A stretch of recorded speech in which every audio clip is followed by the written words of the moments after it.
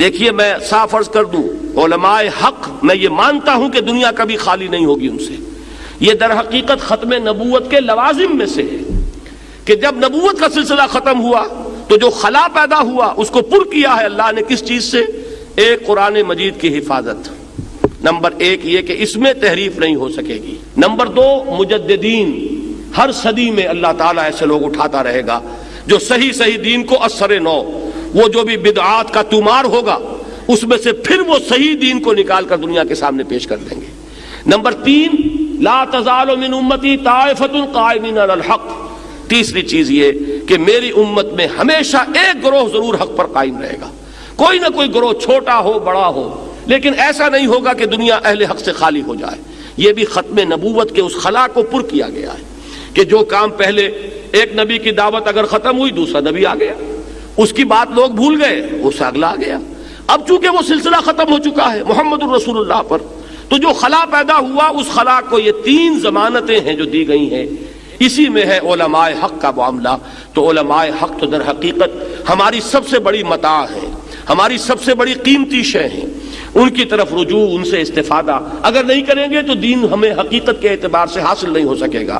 لیکن ساتھ ہی یہ جان لیجئے کہ ان علماء حق کے ساتھ ساتھ علماء سو بھی ہیں کہ نہیں، اکثریت ان کی ہے کہ نہیں. جتنا زمانہ بگڑا ہے اس میں جہاں عوام بگڑے ہیں، علماء کے اندر بھی اب علماء سو کی کثرت ہے جو اپنے عہدوں اور مسندوں کے پجاری ہیں، جو اپنے مفادات اور اپنے جو بھی مراعات ہیں وہ ان کو رکھتے ہیں پیش نظر. یہ نہیں کہ بات حق کیا ہے اور صحیح کیا ہے اور غلط کیا ہے، بلکہ یہ کہ کس چیز کی زد ہمارے چیز پر پڑ رہی ہے، کسی چیز کا کوئی نقصان ہمارے مقام اور مرتبے اور ہماری مسندوں کے اوپر تو نہیں کوئی آنچ آ رہی. یہ چیز جن کے نزدیک بھی فائق ہو جائے گی وہی در حقیقت علماء سو ہیں. آپ سوچ کیجئے، آخر دین الہی جو ہے اس کے تصنیف کرنے والے علماء ہی تھے. اکبر کے نام پر تو تہمت ہے، اکبر کو اندر یہ صلاحیت کہاں تھی کہ وہ نیا دین تصنیف کر لے؟ وہ تصنیف کر کے دینے والے ابو الفضل اور فیضی جیسے صاحب علم اور صاحب فضل شخصیت ہیں. ابو الفضل اور فیضی، وہ شخص کے جس نے بے نقط تفسیر لکھ دی قرآن کی، پورے قرآن کی تفسیر جس میں کوئی لفظ حرف ایسا نہیں آیا کہ جس میں نقطہ بھی ہو.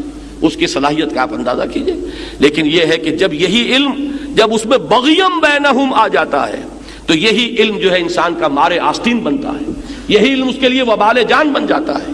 علم را بر دل زنی یارے بود، علم را بر تن زنی مارے بود.